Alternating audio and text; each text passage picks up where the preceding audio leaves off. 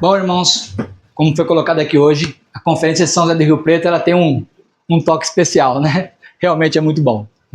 E mais felizes ainda com as visitas que nós estamos tendo aqui. Agradecemos muito a Deus pela oportunidade de ter trazido os irmãos até aqui. Irmãos, o tema do nosso congresso, como já foi colocado aqui, qual que é mesmo? A última geração.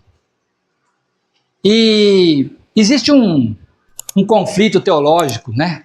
Um conflito se a teoria ou a teologia da última geração é correta ou errada. Mas nós, nesse congresso, não vamos entrar nessa questão, dessa discussão teológica.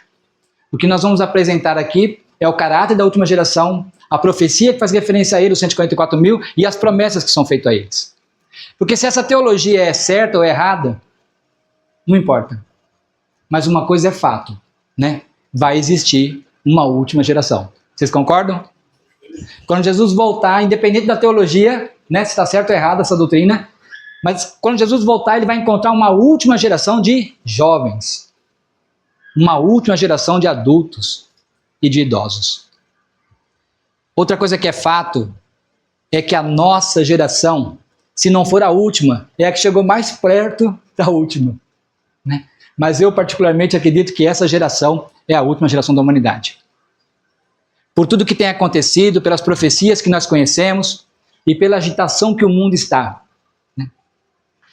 Essa semana, acho que foi semana passada, a Rússia, que está lá em guerra e está querendo desencadear uma guerra mundial, a Rússia atirou contra um avião alemão. O avião não tinha nada que está lá também, né? Uns provocando o outro. E eles deram tiros com certeza para não acertar. Mas se tivesse acertado o avião alemão, a Terceira Guerra Mundial teria começado. Então, assim, esses homens, né, vamos colocar uma palavra bem certa, doidos, eles estão loucos para começar um conflito de nível mundial. Por que não começa, irmãos? Porque 4 anjos, né, ao comando de Deus está o quê? Segurando. O mundo está fervendo para começar uma guerra no Oriente Médio, né, lá a coisa está feia, na Europa, né, na Ásia, o mundo está fervendo. Mas nós sabemos que tem 4 anjos que eles estão fazendo o quê? Segurando essas guerras, essas contendas, né? Até porque vão ser as últimas, né? Isso, mas por que os anjos estão segurando, irmãos? Oi? Pode falar, irmão. Isso, mas não selou ainda por quê, então? Porque o remanescente não está pronto. Na visão, lá de 1844, Jesus olhou para a terra e viu que o remanescente estava como? Não estavam preparados. Então a gente podia pensar, bom, então se a gente não se preparar, a gente vai fazendo o quê? Adiando, não é isso? Atrasando. Mas tem um texto que diz assim, que se nós não fizermos a nossa parte, o que Deus vai fazer? Vão chamar outros. Né? Os irmãos ficam com esse pensamento. Essa semana eu recebi no WhatsApp, um áudio de uma pessoa que eu não conheço, que mora nos Estados Unidos. Uma irmã mandou para mim. E nesse áudio a irmã falou assim, a irmã que mora lá, quem mora nos Estados Unidos tem uma visão melhor do que está acontecendo no mundo. Né? Até porque o nosso país está se tornando comunista e as informações estão sendo lacradas, né? Está começando a acontecer com nós o que acontece com os coreanos. Eles não sabem o que acontece com o mundo. Né? E o Brasil está assim também. Né? Mas lá eles têm uma visão melhor. E essa irmã colocou da seguinte forma, irmãos, os atores estão cada um no seu devido lugar. Só falta começar o show. Né? A gente sabe que a irmã White fala que quando a Confederação do Mal começar a se movimentar em torno do decreto dominical, os últimos acontecimentos seriam como? E eu pergunto, a Confederação do Mal já está mexendo os pauzinhos com relação ao decreto dominical? Quem está acompanhando está nítido, né? O Papa está falando abertamente sobre a guarda do falso sábado. Né? Então a gente precisa meditar. Nós vamos falar um pouquinho hoje sobre o caráter da última geração, o caráter nosso que deve estar preparado. Vamos tentar não fazer um monólogo, vamos tentar participar, tá bom?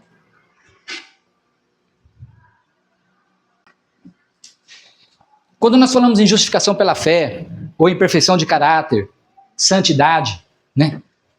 Nós estamos falando num processo da santificação, ou justiça comunicada. Estamos falando de um processo que vai avançando até quando? Até a volta de Jesus. Pedro, nós vamos citar o texto dele aqui, ele faz uma comparação com uma escada, né? E é realmente uma escada, nós vamos subir degrau por degrau. O problema é que a nova teologia, ela diz que é uma escada rolante. Ela diz que essa escada, você aceitou Jesus, colocou o pé no seu primeiro degrau, e a escada vai te conduzir até o céu. Como se fosse uma escada rolante. E nós vamos ver, pela Bíblia e pelo Espírito de Profecia, que não é uma escada rolante. É uma escada sim, mas não rolante. E como nós temos que subir ela? Tudo bem? John Wesley, ele dizia assim, a conversão tira o cristão do mundo. E a santificação, o que ela faz? Isso. É como vida no campo. Primeiro a gente muda para o campo. Depois a gente tira a cidade de dentro de nós. Quando a gente se converte, a gente sai do mundo. Mas a justiça comunicada, a santificação, o que ela faz? Ela tira o mundo de dentro de nós. E nós só vamos estar preparados para ser selado ou para ser arrebatado quando o mundo não estiver mais dentro de nós. Quando nós estivermos nessa condição, aqui no Parábola de Jesus, faz uma pequena definição, existem várias, né? Mas uma pequena definição sobre santificação. Esta é a verdadeira santificação, tem um contexto aí. Ela continua, por quê? Porque a santificação consiste na realização alegre de nossos deveres cotidianos, em obediência perfeita à vontade de Deus. O que é a santificação? Uma obediência como? Alegre, consciente. Nós vamos ver que o amor de Deus é o verdadeiro amor, é um amor altruísta. Nada do que Deus pede para nós é para Ele, é por quem? É por nós. Então a santificação não é um fardo de doutrinas e regras, né? Que a gente tem que andar com aquelas doutrinas, muito pelo contrário. Se nós entendemos o princípio de tudo aquilo que Deus pede para nós, a santificação é uma realização alegre da perfeita vontade e obediência, né? A perfeita vontade de Deus, tá? Vamos lá. Parábola de Jesus ainda. Somente revelando em nossa vida o seu caráter é que podemos com ele o quê? Colaborar. Irmãos, Deus usou na era cristã jumento, né? Deus pode nos usar em qualquer condição. Mas para a conclusão da obra, em meio a um conflito gigantesco, para que Ele possa nos usar para essa conclusão da obra, nós temos que estar revelando Cristo em nossa vida. A nossa vida tem que estar impactando outras pessoas. Quando as pessoas olharem para nós e sentir vontade de conhecer a nossa religião, sentir vontade de ficar perto de nós, né? De conhecer por que nós pensamos dessa forma, aí nós estamos revelando verdadeiramente Cristo em nossa vida. E é só dessa forma que nós vamos poder colaborar com Ele. Quando os que professam servir a Deus seguirem o exemplo de Cristo, praticando na vida diária os princípios da lei, nós vamos estar falando sobre eles. Quando todos os seus atos testemunharem de que amam a Deus sobre todas as coisas e ao próximo como a si mesmo, então a igreja terá o poder do quê? De abalar o mundo. Eu lembro uma vez que eu estava pregando para algumas senhoras de idade, né? 70, 80 anos, bem idosas. E aí nós estávamos falando um pouquinho, ela estava lá em Daniel, profecia, e começamos a falar sobre o final, e ela falou assim, mas um povo tão pequeno, né? E isso que ela estava pensando que eu era adventista, 20 milhões de membros, né? E ela colocou como pequeno, mas um povo tão pequeno, claro, ela era católica, tem 1 bilhão de membros, como? Né? Eu falei para ela, num panelão de arroz, quanto que eu preciso pôr de sal? Não é só um pouquinho? E Deus falou o quê? Que nós somos o quê? O sal da terra, né? Para temperar, aliás, muito até estraga, né? Para temperar só um pouquinho é o suficiente. Ela até chorou quando eu falei isso para ela, né? E é uma realidade, é o que Deus está esperando de nós. Olha só. Deus somente aceitará os que estão decididos a ter um alvo o quê? Elevado. Deus só vai aceitar, sabe, aquela pessoa que leva a religião com a barriga, desculpa a expressão, né? Que vai vivendo um dia após o outro, sem se preocupar, esses vão ser deixados para trás. Deus só vai aceitar aquela pessoa que tem um alvo elevado. Que alvo é esse, irmãos? Cristo. A perfeição do caráter de Cristo. Quem colocar isso como alvo, Tá? A perfeição do caráter de Cristo, olha só, coloca cada um de nós, cada agente humano, sob a obrigação de fazer o melhor. De todos é requerido o quê? Perfeição moral. Tem um texto da irmã White que ela fala, o mesmo que Deus esperava de Adão, Ele espera de nós. O mesmo. Nunca devemos abaixar a norma da justiça, de justiça, com o fim de acomodar as práticas do mal, tendências herdadas ou cultivadas. Acomodar, né? Não é bem assim, Deus não quer tudo isso. Precisamos compreender que imperfeição de caráter é o quê? Pecado. E pecado é o quê? Transgressão da lei. Imperfeição de caráter é transgressão da lei. Todos os justos atributos de caráter habitam em Deus como um todo perfeito e o quê? Harmonioso. Perfeição e harmonia. Alguém lembra de um exemplo que nós podemos falar aonde você tem um atributo de Deus perfeito, mas não harmônico? Não consegue lembrar? Por exemplo, a Bíblia diz assim, sede santo como eu sou santo. Em outro lugar, o que ela diz? Não seja demasiadamente o quê? Justo. Consegue entender isso? Nós temos atributos do caráter de Deus que nós temos que ter todos perfeitos, estritamente perfeitos, mas também tem que ser harmônicos. Falando sobre Jesus, diz que Jesus, falando sobre ele, sobre o caráter dele, diz que a justiça e a misericórdia fizeram o quê? Se encontraram. Que lição está dando isso para nós, irmãos? Isso. Tem pessoa que é estritamente justo, mas não tem misericórdia. Ou é longânimo demais, mas não é firme. Os atributos do caráter que nós vamos ler daqui a pouquinho, eles têm que estar em nós de forma harmônica, e só Deus pode fazer isso em nós. Olha lá. Onde que eu habitei? Harmônico. Olha a continuação, a promessa. E todo aquele que aceita Cristo como Salvador pessoal tem o privilégio de possuir esses atributos. Essa é a promessa. Todos que aceitam a Cristo têm o privilégio de possuir harmonicamente todos esses atributos. Quais são? Paulo falando aos Gálatas, olha lá, ó. Mas o fruto do Espírito é o quê?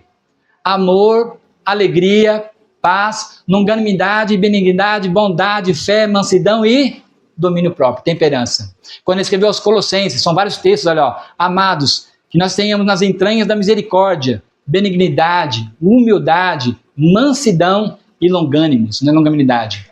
Quando escreveu para Timóteo, jovem Timóteo, mas tu, ó homem de Deus, foge dessas coisas, segue o quê? A justiça, a piedade, no sentido de misericórdia, a fé, o amor, a paciência e a mansidão. E Pedro, aí ele fala da escada, né? E vós também, pondo nisso toda a diligência, né? Todo esforço nosso. Acrescentai à vossa fé o quê? O que é a virtude, irmãos? Vamos lá. Oi? Vocês estão acordados ainda? Oi, pode falar. Poder. Um pouquinho mais poder. Quem é essa outra palavra de virtude? Dons. Acrescentai à vossa fé os vossos dons, vossas características, tá? Ou poder, como foi colocado. Oi? Aqui. Acrescentai à vossa fé os dons. E os dons o quê? A ciência. O que é a ciência? Conhecimento. O conhecimento traz o quê? Domínio próprio, temperança. A temperança, paciência. Paciência, piedade, no sentido de misericórdia. A piedade, o amor de família. E o amor de família, a caridade, ou o amor de verdade. Mas como é santo, continua Pedro, como é santo aquele que vos chamou, sede vós também santo em toda a vossa maneira de viver. Porquanto está escrito, sede santo como eu sou? Santo. Ser santo na nossa esfera, como Deus é santo na sua. Ser perfeito na nossa esfera, como Deus é perfeito na sua. Ser fiel na nossa esfera humana, como Deus é fiel na sua, na divina. Cristo, porém, não nos deu garantia alguma de que é fácil alcançar perfeição de caráter. É muito interessante que toda vez que eu prego sobre caráter, a minha mãe fala assim, mas não é fácil. Mas Cristo alguma vez prometeu que seria fácil? O que ele disse? Pega a sua cruz e siga-me. Cristo nunca prometeu que seria fácil vencer nossos defeitos de caráter, buscar uma transformação completa. Olha lá, Cristo, porém, não nos deu garantia alguma de que seria fácil. Não se herda caráter perfeito e nobre. Olha lá a palavrinha nobre, né? Harmônica. Não se herda um caráter perfeito e nobre. Não recebemos por acaso, né? Somos atropelados. Não, claro que não. O caráter nobre é ganho por o quê, irmãos? É uma escada rolante? Não, irmãos, não é uma escada rolante. É ganho por esforço individual. E o que mais? Mediante o quê? Os méritos, que nós não merecemos, mas Jesus sim. Os méritos e a graça de Cristo. Aquele que tentar mudar por si mesmo está tentando o quê, irmãos? O impossível. Jesus falou, pode o leopardo mudar a sua pele? Pode o etíope, aliás, né? Mudar a sua pele? Pode uma pessoa negra querer ficar branca? Pode um leopardo tirar suas manchas? Olha só. Vamos ver aonde que entra a nossa parte aqui, tá? Aqui, eu parei, né? Deus dá o quê? Os dons, né? E as faculdades mentais. Cadê os jovens? Quais são as faculdades mentais? Ó, o último congresso, hein? O último congresso, quem assistiu, quem não viu, tá na internet, né? Já tá começando a entrar os vidinhos da internet, né? Como chama lá? Não, o congresso primeiro. Isso. Então vamos lá. Quais são as faculdades que Deus nos deu? Todas. Mas quais são as que ela está falando aqui no texto? Ciência, razão e consciência. Ciência, consciência, razão e juízo. Deus nos dá o talento e as faculdades mentais. Olha a continuação, irmão. Nós formamos o caráter. É formado por combate árduos, difícil e relutantes. Difícil e repetitivo. Relutantes, eu tenho que continuar lutando pela mesma característica. Tem um texto que fala que nós temos que fazer retroceder nossos maus hábitos 100 vezes, se for necessário. É formado por combate árduos, uma luta difícil e relutante contra o próprio eu. Mas tem que relutar, tem que continuar lutando. Fugiu o pensamento que eu ia falar agora, né? Mas eu estava lembrando de outro texto, daqui a pouco eu volto lá. É relutante contra o próprio eu. Não é um texto. Lembrando de um pregador que hoje eu não ouço mais ele, mas eu ouvi muito lá atrás, uns 20 anos atrás. Ele é vivo ainda. Ele fala assim, a vida do cristão é uma vida de conflito entre as duas naturezas. A sua natureza espiritual e a sua natureza carnal. E aí nós podemos pensar, mas se a vida inteira é um conflito, então a vida do cristão é uma angústia. Pode ser. Vai depender do quê? Qual natureza eu estou alimentando? Se eu vou dando corda para minha natureza carnal, ela vai se revivendo. O que ela vai ficando? Forte. Mas se eu não faço isso, se eu alimento a minha natureza espiritual, ela vai se tornando forte e a carnal vai ficando como? Fraca, até o ponto de você achar assim, ou dizer como o irmão White diz quando chegou no céu, quão fácil foi ganhar o céu. Não vivo mais eu, mas Cristo vive em mim. Tem que chegar nesse ponto. Nós formamos o caráter. É formado por combates árduos e relutantes contra o próprio eu. As tendências herdadas, aquilo que nós herdamos, nossa índole, é difícil de vencer, é mais difícil. Deve ser banidas por um conflito após o outro. Olha o que Deus quer de nós, irmãos. Devemos esquadrinhar-nos detidamente, investigar a nossa própria vida e não permitir que permaneça traço algum, o quê? Incorreto. O que Deus quer é que a gente se auto-investigue. A gente olha muito para fora, para os outros, e Deus quer que a gente olhe para quando? Para dentro, né? Deus quer que a gente olhe para nós. Eu até estava comentando que, assim, que às vezes acontece contrariedade, né? Assim, nossa, eu fiz tudo certo, planejei tudo, e alguém veio e bagunçou. Está errado quem bagunçou? Está errado, mas Deus permitiu aprovar o meu caráter, para mim não ficar estressado. Eu lembro de uma irmã que comentou uma vez comigo, uma irmã muito mansa. Ela comentou comigo, sabe uma coisa? Que eu não sabia que eu era ciumenta. E o conflito me mostrou que eu era extremamente ciumento. E que bom, ela conseguiu ver, né? Então assim, Deus vai permitindo que nós vamos tropeçando, passando por dificuldades, para que nós possamos identificar em nós os nossos defeitos. É por amor, eu corrijo e repreendo aquele que eu amo. É por amor a nós que Ele permite que as coisas aconteçam. Para que nós possamos esquadrinharmos, investigarmos a nós mesmos e não permitir que traça algum. Olha só as ferramentas. Com fé e oração, todos podem satisfazer os requisitos do Evangelho. Claro, com quê? Confiança e oração. Todos, não está falando que alguns, não. Está falando todos podem o quê? Satisfazer os requisitos do evangelho. Nenhum homem pode ser forçado a transgredir. Tentação é pecado? Não, irmãos. Nenhum homem. Veja, irmãos, se nós pudéssemos ser forçados a transgredir, bastava eliminar Satanás, nós já ia para o céu. Satanás vai pagar pela culpa de nos ter tentado. E nós, por quê? Ter decidido. Cristo morreu pela nossa decisão. Cristo deu a vida dele por causa de nossas decisões erradas. Tá? Então Satanás não pode nos forçar. Nós vamos ver que Deus também, olha só. Nenhum homem pode ser forçado a transgredir. É preciso primeiro obter seu próprio consentimento. Olha isso, irmãos. A alma tem de propor-se a praticar o ato pecaminoso. Antes da paixão dominar o quê? A razão. Então, nós mesmos temos que nos propor a praticar o ato pecaminoso. Antes da paixão, dessa forte desejo, dominar a razão. Ou o pecado, a iniquidade, triunfar sobre a consciência. A tentação, por forte que seja, nunca é desculpa para o pecado. Deus criou nós livres e nós temos que decidir. Vamos avançar. Devemos observar, irmãos, a mais estrita pureza em pensamento, na palavra e no comportamento. Irmãos, aonde começa o conflito? Na mente. A guerra entre o bem e o mal no universo todo está principalmente aonde? Onde é o conflito? Se o conflito começa na mente, irmãos, quem que eu tenho que vigiar em primeiro lugar? Tem um pastor que ele fala assim, aliás, são vários pregadores que falam isso. Nós não podemos impedir que os passarinhos fiquem voando, mas podemos impedir que eles façam ninho aonde? Na mente. Irmãos, a nossa mente passa milhões de pensamentos por segundo. Agora mesmo eu estou falando e vocês estão processando. Uns pensando em texto, outros tentando entender. Vocês estão processando. Não tem como a gente controlar isso. Mas eu posso controlar se esse pensamento vai me dominar ou não. Isso eu posso. Se vai se desenvolver ou ganhar espaço, isso eu posso. Olha só. Nós temos que observar a mais distinta pureza no pensamento, e lógico, nas nossas palavras e no nosso comportamento. Lembremos-nos de que Deus põe nossos pecados secretos à luz do seu rosto, ou seja, Deus sabe todas as nossas intenções, nossos motivos, né? Qual foi o nosso propósito? Bem colocado. Tão oculto que nem nós mesmos definimos, né?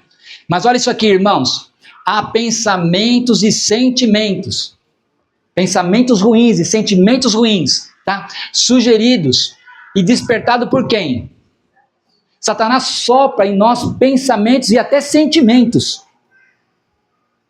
Sugeridos por Satanás. Os quais molestam mesmo quem? Os melhores dos homens.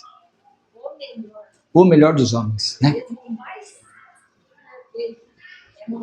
Pensamentos e sentimentos podem vir à nossa mente. Existe uma teologia aí de pecado, como que se fala? Inconsciente. Não vamos nem entrar no mérito, né? Mas, irmãos, às vezes você... Vou pegar um exemplo bem simplesinho, né? Às vezes você entra no supermercado e está tocando um pagode. E você está ali fazendo compra e daqui a pouco você está cantando o pagode. Inconsciente. Sabe, no automático? Mas de repente vem uma voz que fala lá em Isaías, o Espírito Santo, ei, o que você está cantando? É aqui, irmãos, que vem a nossa decisão. Vou continuar cantando ou vou expulsar esse pensamento da minha mente? Esse é o momento. É lógico que a gente falar sobre o limiar do pecado e do não pecado é muito perigoso. Mas quando você está inconscientemente fazendo uma coisa errada e aquela vozinha vem, ei, o que você está falando? Ou o que você está pensando? Ou o que você vai fazer? É aqui que vem a decisão. Se eu vou fazer, continuar pensando ou não. Olha o que ela fala. Esse pensamento molesta mesmo o melhor dos homens. Mas se eles não são acalentados, se são repelidos como odiosos, a mente não se mancha com o quê? Com a culpa. Então o que nós temos que fazer? Vigiar estritamente a nossa mente. Quando eu começar a pensar, não, Cidinha fez de propósito. O que eu tenho que fazer? Joga fora na hora. O irmãozinho está com inveja de mim. O que eu tenho que fazer com esse pensamento? Expulsá-lo. Acho que eu não vou vir na reunião de amanhã cedo, não. O que eu tenho que fazer? Jogar fora. Será que eu casei corretamente? O que eu faço com esse pensamento? Joga fora.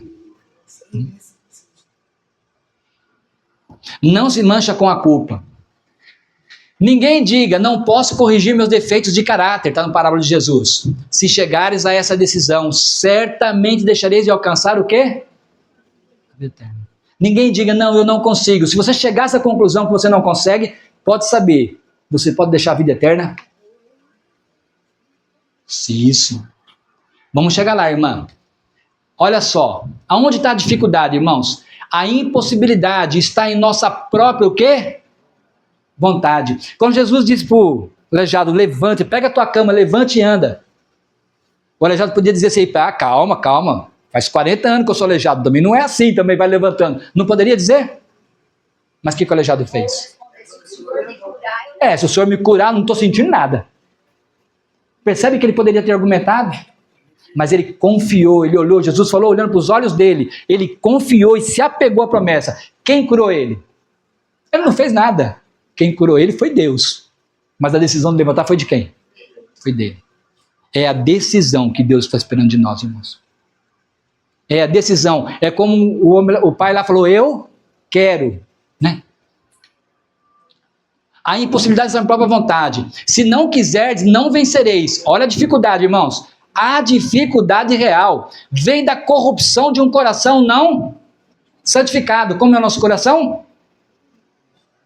Marza, como é o nosso coração? Corrupto, né? Pecaminoso. Irmãos, quem pode transformar nosso coração? Nós precisamos cair sobre a rocha e se despedaçar. Só Cristo pode transformar nosso coração. Isso é um milagre, é um poder que vem fora de nós. Mas olha, irmãos, eu quero que vocês prestem atenção na continuação. Porque às vezes a pessoa pensa assim, mas eu já caí aos pés de Jesus e eu peço. Olha a continuação. A dificuldade real vem de nós não cairmos sobre a rocha Cristo. E o que mais? E, pode ler, irmãos. Involuntariedade de submeter a direção de Deus. Então, a dificuldade vem de um coração corrupto, eu preciso de Cristo para me transformar. Mas também vem da involuntariedade de fazer a vontade de Deus. Deus pede de uma forma, a gente faz de outra. Eu acho que eu não vou nessa conferência. Não vai dar, né? Deus pede para nós uma mudança e uma reforma na alimentação. Deus pede uma reforma na educação. Deus pede uma reforma na moradia, né? Deus pede uma reforma no vestuário. Deus pede uma reforma no comportamento, na relação com a minha esposa, na relação com os meus filhos, dos filhos com os pais, entre irmãos. Deus pede toda uma mudança. E eu tenho que obedecer isso voluntariamente. O que diz o primeiro texto? Alegre. Fazer a vontade de Deus de forma alegre. Entender o princípio daquele que Deus está nos pedindo. E aí vem a pergunta, irmãos. Estamos nos esforçando com todo o nosso poder a fim de obter a estatura de homens e mulheres em Cristo? É para nós, irmãos. Nós estamos nos esforçando com todo o nosso poder a alcançar isso? Como diz a Bíblia, você já suou sangue?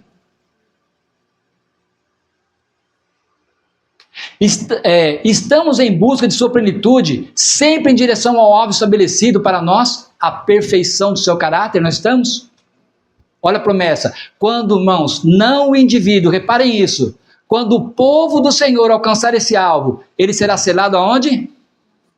Na sua fronte. Irmãos, tem até um vídeo que fala, nós estamos em guerra. Mas a conclusão da obra não é feita individualmente, irmãos. A nossa salvação é feita individualmente. Mas a conclusão da obra é feita como igreja, como corpo. Vou ler de novo para vocês, ó. Quando quem? O povo do Senhor alcançar esse alvo, ele será selado em sua fronte, cheio do Espírito, será completo em Cristo, e o anjo relator declarará, está consumado. Cristo aguarda com um enorme desejo, fremente desejo, a manifestação de si mesmo aonde, irmãos? Em sua igreja. Quando o caráter de Cristo se reproduzir perfeitamente em quem? Seu povo. Então virá para reclamá-lo com seus. Todo cristão tem o privilégio, agora falou do cristão, não só de esperar a vinda do nosso Senhor Jesus Cristo, como também de apressá-lo. Mas eu Eu vou lembrar um texto que desde a primeira vez que eu li, eu senti um aperto no coração. Se nós não fizermos, o que Deus vai fazer, irmão Jim? Vai chamar outros. Irmãos, Deus chamou um homem para ser profeta em 44, ele não quis, chamou outro. Ele também não quis, ele foi lá e chamou uma menina, doente, fraca, débil no sentido de fraqueza, e ela fez o trabalho. De fraqueza e de mente. E de mente. Ela não conseguia fazer. E uma mulher ainda, uma menina. Ele chamou primeiro um homem comum, depois um negro no século XIX nos Estados Unidos, e depois uma mulher doente. Pois é. Satanás apresenta a divina lei do amor como uma lei de egoísmo. Isso ele fez lá no céu. Declara que nos é impossível obedecer aos preceitos. Quem foi o primeiro que falou que não é possível ser fiel a Deus? Satanás. Quem disse que não é possível vencer o pecado? Satanás. Ele foi o pai da mentira, o pai que inventou essa mentira. Declara que nos é impossível obedecer aos preceitos. Jesus devia patentear esse engano, desmentir ele. Como um de nós, cumprir e dar exemplo de obediência. Para isso tomou sobre si a nossa natureza e passou por nossas provas. Se tivéssemos de sofrer qualquer coisa que Cristo não houvesse suportado, Satanás haveria de apresentar o poder de Deus como não sendo insuficiente. Portanto, Jesus, como nós, em tudo foi tentado, está lá em Hebreus. Sofreu toda a provação a que estamos sujeitos e não exerceu em seu próprio proveito poder algum que não nos seja abundantemente facultado. Jesus não venceu pelo seu próprio poder, venceu o poder de quem? Do Pai, passava noites em oração. O mesmo poder que Jesus usou está abundantemente à nossa disposição. Irmãos, Jesus, no final do seu ministério, ele parou de frente de Jerusalém e chorou. O que ele disse para Jerusalém?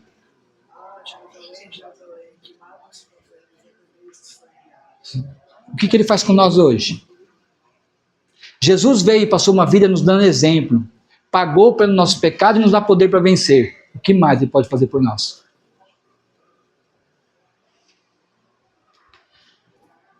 Como o homem enfrentou a tentação e venceu no poder que lhe foi dado por Deus, sua vida, a vida de Cristo, testifica ser possível. Obedecemos também a lei de Deus. É nesse sentido que esse texto fala. A humanidade, né? Não a divindade de Cristo, mas a humanidade do Filho de Deus é tudo para nós. É uma corrente de ouro que liga a nossa alma a Cristo e por meio de Cristo a Deus. Isso deve constituir nosso estudo. Cristo foi um homem real, né? Irmãos, Cristo foi 100% homem, 100% divino. Alguns negam a sua divindade, alguns negam a sua humanidade. Às vezes não nega 100%. Diz assim, ele foi 50% homem, 50% Deus. Não, irmãos, ele foi 100% homem, 100% Deus. E a humanidade, a vida de Cristo como humano, é o que nós temos que estudar. É ela que nos liga como uma cadeia de ouro a Deus. Né? Satanás apontar o pecado de Adão como prova de que a lei de Deus era injusta e não podia ser obedecida. E o argumento era forte, não era? Ele fala, não falei que não dava lá, Adão caiu. Os argumentos de que nós não podemos vencer o pecado são extremamente fortes, irmãos. Olha só, Cristo devia redimir em nossa humanidade a falha de Adão. Quando este, né, Adão, fora vencido pelo tentador, entretanto, não tinha sobre si nenhum dos efeitos do pecado. Encontrava-se na pujança da perfeita varonilidade, possuindo pleno vigor da mente e do corpo. Achava-se circundado das glórias do Éden e em comunicação diária com os seres celestiais. Não assim quanto a Jesus. Quando penetrou no deserto para medir-se com Satanás, por 4.000 anos estivera a raça decrescer em forças físicas, vigor mental e moral. E Cristo tomou sobre si as fraquezas da humanidade degenerada. Unicamente assim podia salvar o homem das profundezas de sua degradação. Por sua humanidade, Cristo estava em contato com a humanidade. Por sua divindade, firmava-se no trono. Olha, irmãos, como filho do homem, deu-nos um exemplo de obediência, mostrando que era possível. Como filho de Deus, ele nos dá o quê? O que mais Jesus poderia dar para nós, irmãos? Como filho do homem, ele deu exemplo de vida que poderia vencer. Ele corrigiu a falha de Adão, muito mais fraco, 4.000 anos depois. E como filho de Deus, ele nos dá o quê? O que fala lá em João? Poder. Cristo prometeu que o Espírito Santo habitaria somente em quem? naquele que luta pela vitória sobre o pecado. O Espírito Santo só vai ser derramado, irmãos, aqueles que estão lutando para alcançar a vitória sobre o pecado. Cristo precisa encontrar nós subindo os degraus, não parado e nem descendo. Ele tem que encontrar nós subindo. Para demonstrar o poder da força divina, dotando o instrumento humano de um poder sobrenatural e instruindo o ignorante nos mistérios do reino de Deus. Irmãos, olha, prestem bem atenção nisso. Esse texto é muito importante para nós. Não há constrangimento na obra de redenção. Assim como Satanás não pode nos forçar a pecar, Deus não decide por nós. Entendam isso. Não há constrangimento, Cristo não nos força a nada. Tá? Não há constrangimento na obra da redenção. Não se exerce nenhuma força externa. Sob a influência do Espírito de Deus, o homem é deixado livre para escolher a quem há de servir. Deus deixa o homem livre na sua escolha, quem ele vai servir. Na mudança que se opera quando a alma se entrega a Cristo, há um mais alto senso de liberdade. Olha isso, irmãos. A expulsão do pecado é ato da própria alma. A força vem de Deus, mas a decisão é de quem? Do homem. A expulsão do pecado é um ato da própria alma, da própria pessoa. Mas quem tem que expulsar? A própria alma. Na verdade, irmãos, não possuímos capacidade para livrar-nos do poder de Satanás. Mas quando desejamos ser libertos do pecado e em nossa grande necessidade clamamos por um poder fora de nós e a nós superior, as faculdades da alma são revestidas da divina energia do Espírito Santo. O milagre acontece e obedece os ditames da vontade no cumprir o querer de Deus. A força vem de Deus, irmãos, mas a decisão é nossa. A escolha é nossa. O que Deus disse lá no Velho Testamento? Foi Jesus que disse, né? Coloco diante de vocês o quê? 2 caminhos.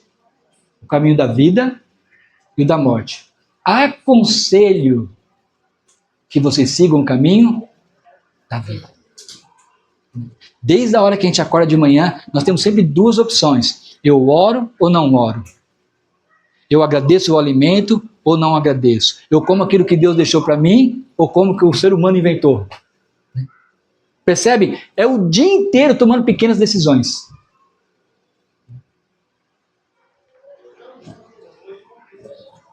Onde que eu parei? Aqui já? Acabou. Já li tudo? Já, né? Ali. É assim que nós vamos subir a escada, irmãos. Vencendo cada fraqueza, degrau por degrau, de joelhos, se despedaçando aos pés de Cristo. Mas, irmãos, o que os irmãos têm que fixar na mente hoje é assim: se os 4 anjos ainda não soltaram os ventos, o porquê que não soltou? Porque Deus não quer que a gente se perca, não quer que a sua igreja se perca.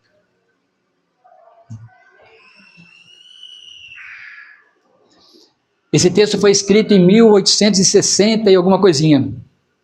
Primeiros escritos, foi as primeiras vezes que ela escreveu. Mas é um texto para nós.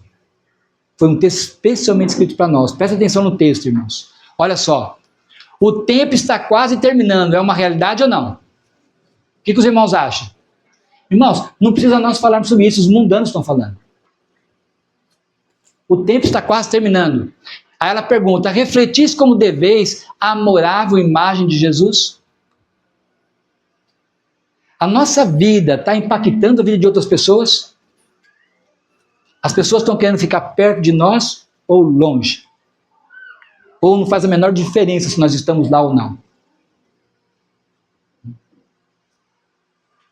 Ela pergunta: nós estamos refletindo a amorável imagem de Jesus?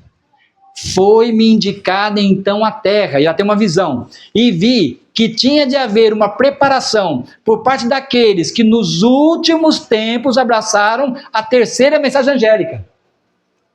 Tinha que haver uma preparação por quem? Os últimos que abraçaram a terceira mensagem angélica, somos nós. Não é a geração da irmã White. Por os últimos que abraçaram a terceira mensagem angélica. Disse o anjo: preparai-vos, preparai-vos, preparai-vos. Tereis de experimentar uma morte para o mundo maior do que jamais experimentasse antes. Vi que havia uma grande obra a ser feita por eles. E o que, irmãos? pouco tempo para fazer. Que nós possamos dormir essa noite com esse pensamento. É muito bom estarmos irmãos, né? Davi falou, quão bom e suave é estarmos em união, né? Alegrei-me quando disseram, vamos à casa do Senhor. Mas eu queria que os irmãos dormissem hoje pensando nisso aqui. Irmãos, a gente não sabe o que nos espera em 2025. A gente não faz ideia do que vai acontecer. Então que a gente possa dormir pensando nisso. Nós estamos refletindo. Eu estou investigando minha vida devidamente e buscando vencer cada falha. Ou como diz a Bíblia, já suasse sangue. Que Deus possa nos abençoar, que nós possamos estar preparados para o selamento, que o Clodoaldo vai falar amanhã, né? E preparado também para o conflito que o mundo vai entrar. Uma pessoa comentou comigo assim, nossa, o pessoal agora quer muita mordomia, quer isso, quer aquilo, quer quarto com ar-condicionado, quer isso. Falei para minha esposa, não se preocupe, a crise está chegando. A zona de conforto vai acabar, irmãos. Isso os irmãos podem ter convicção. A zona de conforto vai acabar.